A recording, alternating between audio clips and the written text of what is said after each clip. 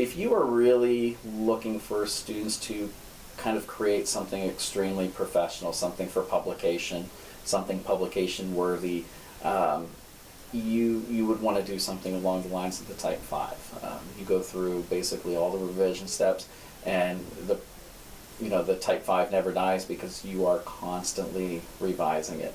And it's no longer just a couple pairs of eyes on it. It's a constant, let's look at this, let's go back, let's revise. What could we do better here? What could I change here? What could I make a little bit easier to understand in this area? And it's a constant evolving process. Although these aren't assigned very often, I think it's important for teachers to assign these, because put that little pressure, put that little bit of anxiety in a student to make something that is perfect. They're going to be eventually someday maybe filling out applications or writing resumes or submitting something to a boss. And they need to learn what that feels like, to have that little bit of pressure, that little bit of anxiety to get something totally perfect.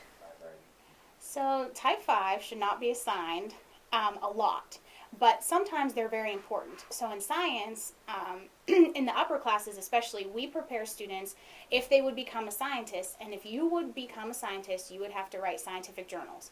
And to become published is a huge deal in science, but they're just not going to publish anything. So that would be a Type 5 writing. Other people are actually going to read what you are writing, and that's when you should do a Type 5.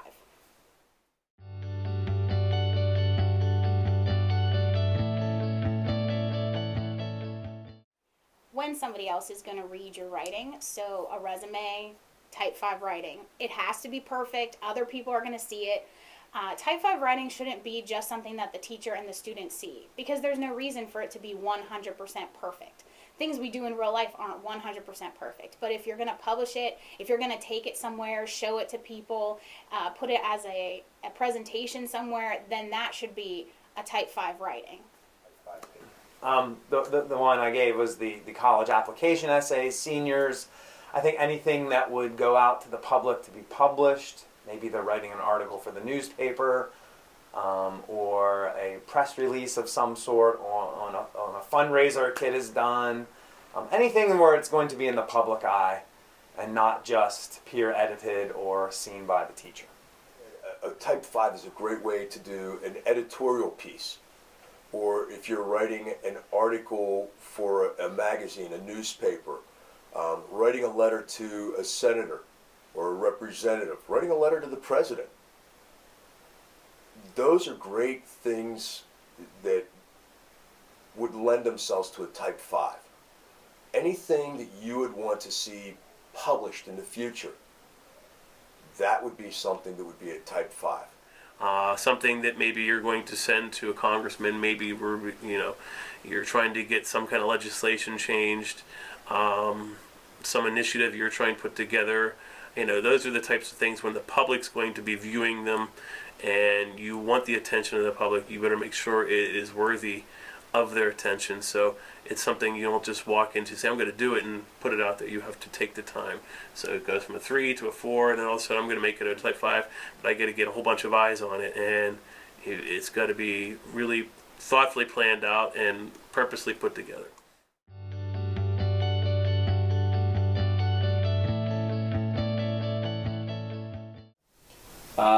It takes time, is probably the biggest thing. With a Type 5, it definitely takes a fair amount of time. You have to also be pretty comfortable with your knowledge of what a professional publishable paper should look like that you're striving for. Like with science, it's very different than what a literary professional paper publishing would look like. So you have to really be comfortable with what you're expecting, and you have to be able to follow through with it and not back off. Going into a Type 5 writing, teachers should definitely be comfortable with the fact that their students have to produce perfect, publishable writing. And that's going to really require some patience. One of the biggest things a teacher should know, I think, going into a Type 5 is know that it's going to take time. I don't think you can do a Type 5 and be rushed, and you have to give yourself plenty of leeway if there's some sort of deadline for your Type 5. These papers are going to be handed back and forth several times. many eyes are going to look at them, and one of the best practices also for students is to put a paper away for a little bit and then look at it. So if you're going to do type 5, give yourself time. It can't be something that is going to be rushed. They should know it's not going to be a one day and done assignment. It's going to be lots of revisions.